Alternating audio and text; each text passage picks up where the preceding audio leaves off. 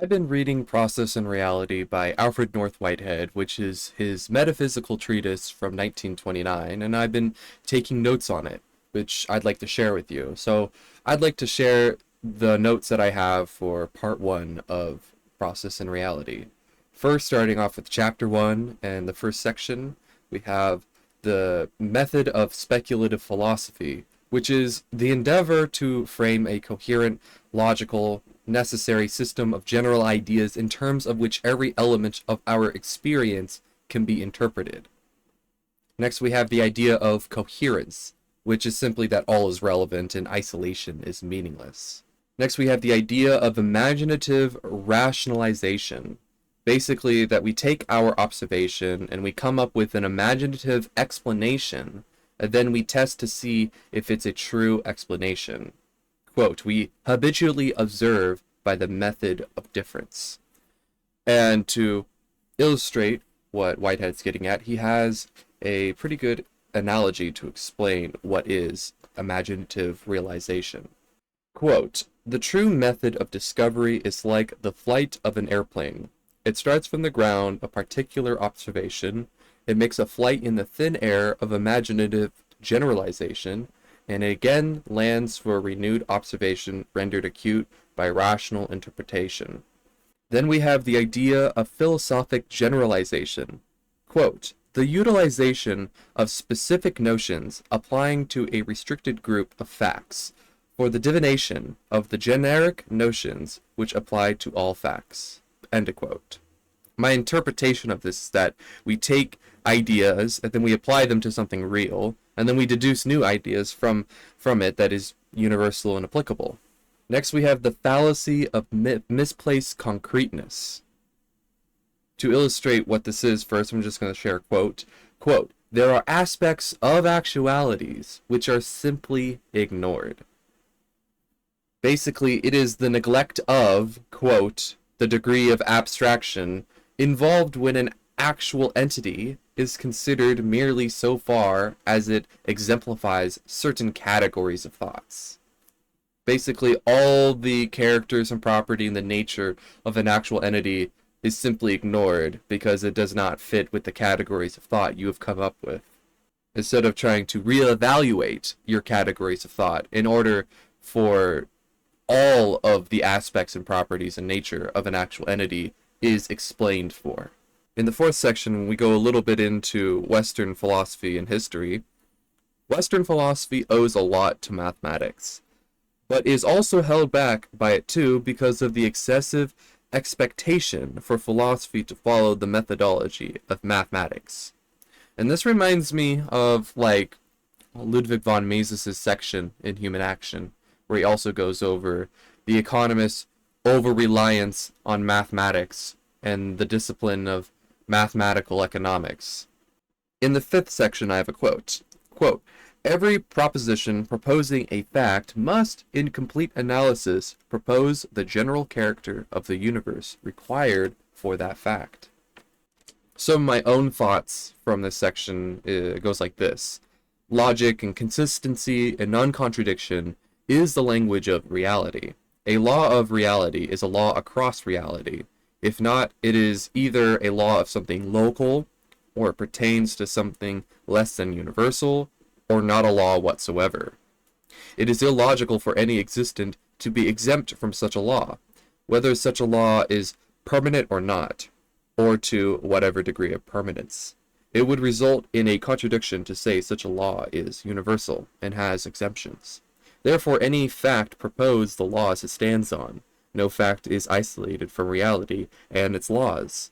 Since all facts assume the same genus of universal laws, no fact is isolated from all other facts. That is, quote, no one is above the law, unquote. I don't know if I wrote that in my notes. I don't know if that was a quote from Whitehead in the book, or if I'm just saying a general phrase. In section 6, we got consciousness selects from the whole what we grasp. Via reason, philosophy recovers the whole we lost through conscious selection, which is very Platonic. I don't know how I exactly feel about that, but I do know it's very Platonic, so take that as what you will. Quote, Religion is centered upon the harmony of rational thought with the sensitive reaction to the percepta from which experience originates. Science is concerned with the harmony of rational thought with the percepta itself. I wrote down feelings versus facts and how philosophy systematized the two. It's like my interpretation of that quote. So section 1 of chapter 2, we have the first description of actual entities, or in other words, actual occasions, which is Whitehead's atoms. Not the atoms of the physical field, but the atoms of metaphysics, that meaning the indivisible stuff that makes up everything. Quote, the final real thing of which the world is made up of is, end of quote, is the actual entities and actual occasions. I would agree with my metaphysics having to be some sort of atomism, because otherwise you'd have an infinite regress problem. It doesn't end if there's not a final indivisible thing. You have an infinite regress problem, which I don't care to have that problem, so that's not in my metaphysics. Quote, there is no going behind actual entities to find anything. End of quote. Quote, this is about the ontological principle. Quote, the ontological principle can be summarized as no actual entity, then no reason. End of quote. Quote, the reasons for things are to be found in the composite nature of definite actual entities. End of quote. Quote, the analysis of an actual entity into prehensions is that mode of analysis which exhibits the most concrete elements in the nature of actual entities. End of quote. My interpretation of this passage is best thought of like the analogy of the scientist who only examined parts of an elephant, and their only experience of the unknown beast is through those body parts. That is, one scientist sees only the trunk and assumes it is a snake. As we prehend actual entities, we experience only the trunk, quote unquote. That there is positive prehension and there is negative prehension. Positive prehension is simply experience. What you're experiencing is a positive prehension. It is feelings. You're feeling things. When you touch the table, you're feeling something. When you're sad, you're feeling something. These are positive prehensions. And a negative prehension would be an omission of a feeling, the absence of a feeling. It was a potential feeling that was never actualized. Actual entities, as they are tiny organisms, quote, involve each other by reason of their prehensions of each other. This togetherness is called a nexus. Immediate actual experience, quote, are actual entities, prehensions, and nexus. All else is abstraction. The metaphysics of Alfred North Whitehead is a metaphysics of a society of all these actual entities. Particles in an atom, protons and neutrons, they're little tiny corpuscular societies of these actual entities. In section 2, we start off with some Platonism. Quote, the term one stands for the singularity of an entity. The term many means disjunctive diversity, and disjunctive meaning lacking connection. Creativity is the, quote, ultimate principle by which the many, ... becomes the one, ... Entities are disjunctively many in the process of passage into conjunctive unity. End of quote. This is a very Platonic notion, but as far as I know, I've never really heard an argument by the objectivists on why this is wrong. So I'm not going to invalidate it. I don't really have anything to say against it. Now we got a grocery list of things to go over. The categories of existence. There are 8 categories of existence. You got actual entities, otherwise known as actual occasions. You got prehensions. You got a nexus. Nexus is a community of actual entities. You got subjective forms. You got eternal objects, which are pure potentials. And you got propositions, which are impure potentials. And if I could just spitball for a second based on memory, the propositions, the impure potentials, they are the things that could happen in respect to both how the past restricts what could happen in the future, and those pure eternal potentials that dictate what could happen in the future. For example, red is an eternal object, meaning to say that for all of eternity, there's always the possibility for something to be red. Or, in other words, the ingression of red that you can see. Red, as a potential, it is actualized and presents its identity to you in the form of red, as opposed to propositions such as the potential for you to have a stop sign, which is an impure potential, because a stop sign is not only just the ingression of the eternal object which is red, but is also the impure physical datum of the past that restricts what happens in the future. You see, all potentials that are actualized is both the working together of the past, which dictates what's going to happen in the future by logic and reason and cause and effect, but it requires this appetition towards realizing an end.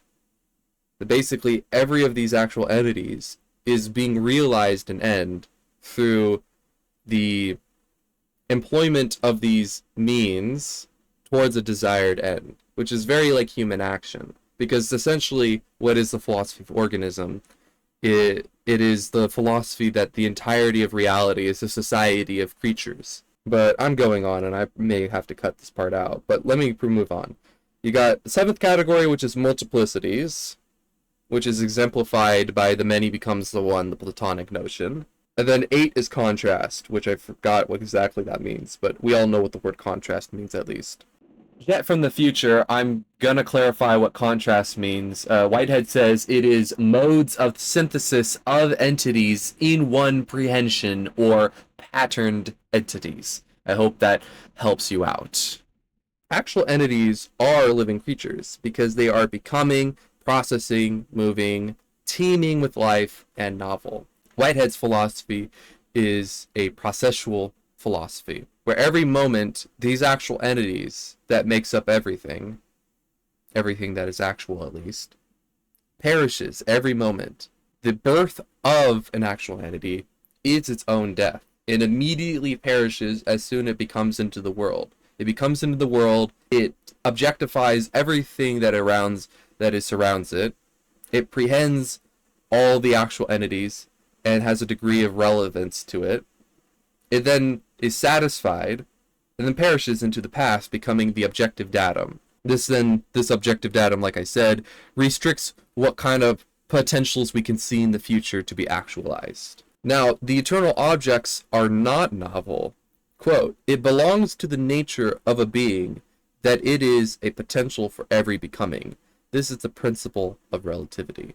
End of quote.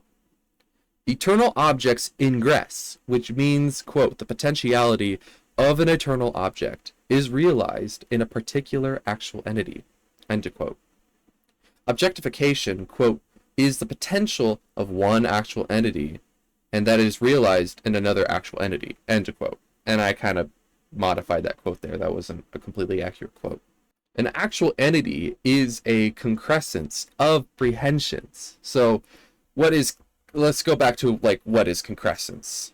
Remember, concrescence is all that is relevant, isolation is meaningless. To help imagine what is concrescence, let me introduce a very similar word, a concert. So you can imagine when I say an actual entity is a concrescence of prehensions, you could think of it like a concert of feelings.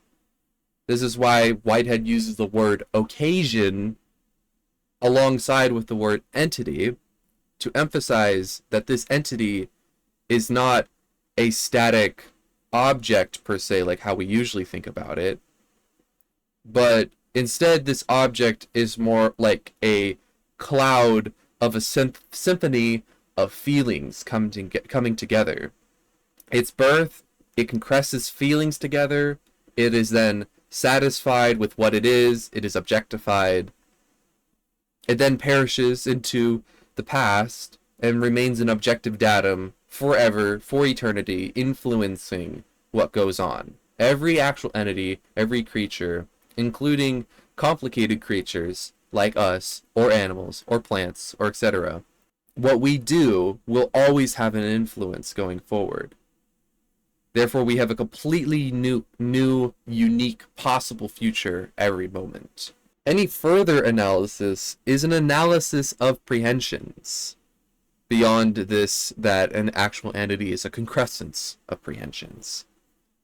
Every prehension is A, the subject prehending, B, the datum prehended, and C, the subjective form or how the subject prehends the datum. Prehension of an actual entity is a physical prehension. And so prehension of an eternal object is a conceptual prehension. Anyways, in other words, how an actual occasion feels another creature, another actual creature out there, is a physical feeling, and also including the feelings that we omit, the negative prehensions. Alongside of this becoming, there needs to be the prehension of eternal objects, which is like our experience of seeing red. For actual entities, we don't know, because we're not actual entities, so we don't know how they experience. So all we can say is that they prehend an eternal object like how we see red. But that does not necessarily mean that they're seeing red. They don't got eyeballs.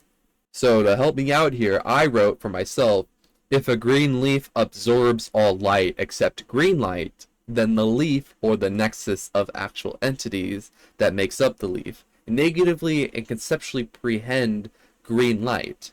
That light is then positively and conceptually prehended by us when we perceive a green leaf. Hopefully that was an accurate description. So a proposition is a potential nexus, partially defined by its potential relatedness to complex eternal objects, and partially defined by physics and the past. A complex eternal object is a unity of simpler eternal objects. The actual entity in a proposition is the logical subjects, and the complex eternal object is the predicate. So our idea of subject-predicate is being applied here in metaphysics to exemplify how the world works, which Whitehead will later go on to explain the pitfalls of thinking in subject-predicate. The subjective aim is a subjective feeling of a proposition and a purpose to actualize it. Every other entity is a community of actual entities and eternal objects. Determination is a definiteness position. that doesn't really make a whole lot of sense. I need to would have to read that part over to fully understand what that means. I also wrote down that definiteness is the illustration of select eternal objects, which I think that better helps what I mean by definiteness. Position is the relative status in a nexus of actual entities. To function means to contribute determination to a nexus.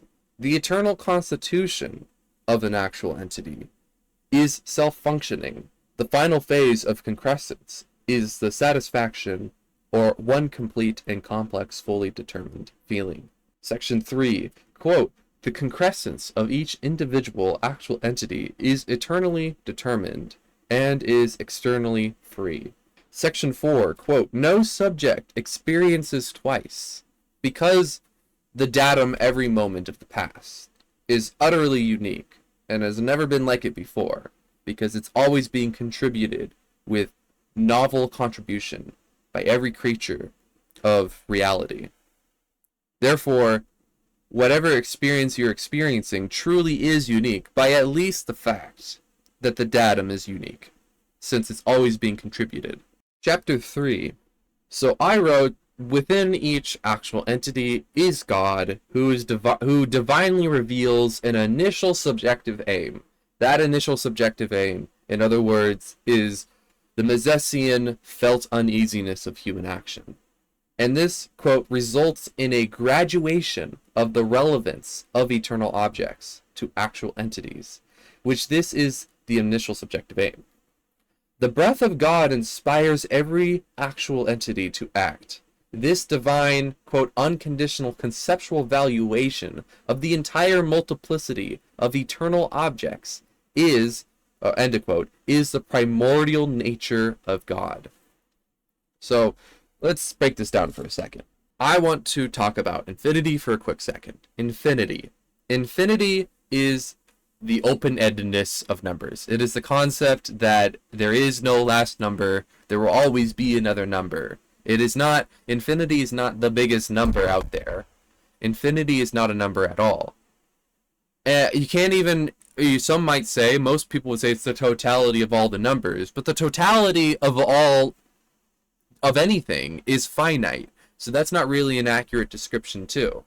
It is simply the idea of open-endedness. And because there's always the potential to count higher, we can therefore derive that potentiality itself is infinite. There is no finite amount of potential things that could happen. There is an infinite amount, quote, amount, because amount does not really make a whole lot of sense to infinity, but there is an infinite amount of potentials. Or in other words, potentiality is open-ended. So, if potentiality is open-ended, there's a never-ending amount of potentiality. How can creatures act? How can we decide what we want to do if there's an infinite things that we could do? Well, basically, the role of what God does in Whitehead's scheme is simply that he gives a graduation of relevance of eternal objects. In other words, he gives us the feeling of appetition. When we're hungry, we are feeling an appetition to satisfy our hunger. So that we're not overwhelmed with infinite potentiality, God gives us an initial subjective aim to start with, so that we're not overwhelmed with infinite potentiality. To us, what we could potentially do comes to mind a finite amount of options. And that initial idea, appetition, is the start of it all. And from there, we have free will to do with what we want with our appetition.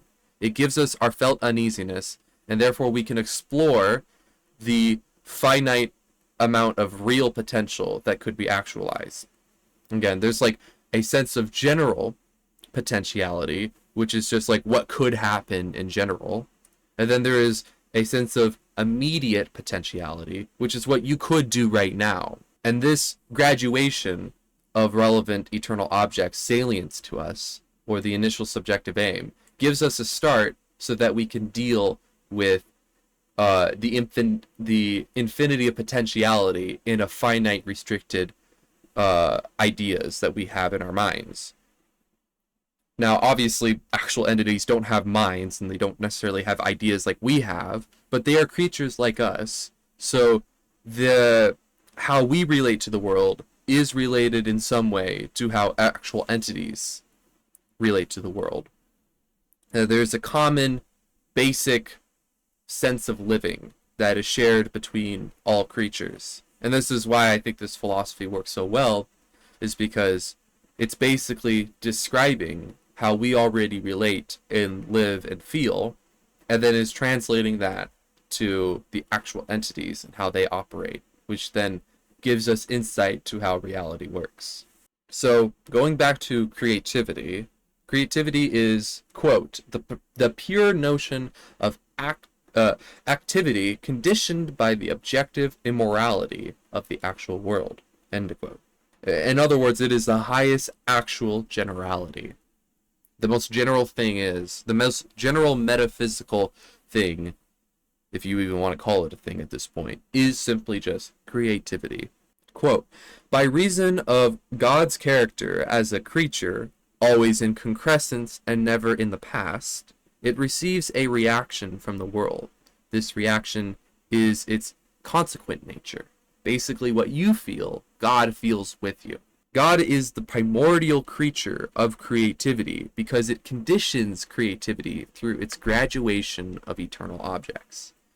In order for actual entities to continue becoming, it is given an initial subjective aim, it has an appetition to realize, and then it aims to realize this, it is then satisfied in its action and immediately perishes. And this all happens immediately. When we thirst, that is a physical feeling, and when we quench, that is a conceptual prehension. It is also an urge, which is that initial subjective aim. God also feels that thirst, and his reaction is that urge to quench, which then, by this divine conditioning, we also quench with God. What we decide to do about these feelings is up to us, which is free will. And then the second section I wrote down like I was kind of struggling to understand. It's pretty hard to read this book. This is a pretty difficult book, I would say. So I wrote, form, or an element of it, is a complex eternal object, which is, quote, exemplified in each member of a nexus, end of quote. A society is a nexus with a social order. And a social order arises from a nexus when this common element of form, quote, arises in each member of the nexus. A personal order is when a society orders its members serially, or think of it like a flow. So basically, on my understanding, is that take any ordinary object, such as this book, Process and Reality by Alfred North Whitehead, in my hand, and it's got a social order to it. But if I were to, I don't know, dismantle it in some way and somehow reassembled it without any serious damage to it, it is like its social order is discontinued, but it's come back. But when you have a personal order, when this is cut off, it cannot come back. It cannot come back. It is forever dead. You will never get the same personal order when you shut it off. So I think this is somehow speaking about, you know, the difference between this object in my hand, which is not alive. It is a society of living creatures and eternal objects, but it itself is not alive. While me as a society, as a creature, is alive. I am made up of other creatures, but I am myself a creature, unlike this book, which is not. And that was the end of part 1. I'd probably make another video on part 2 and etc., etc. As I read this book, I'll probably make more videos. Tell me what you guys think.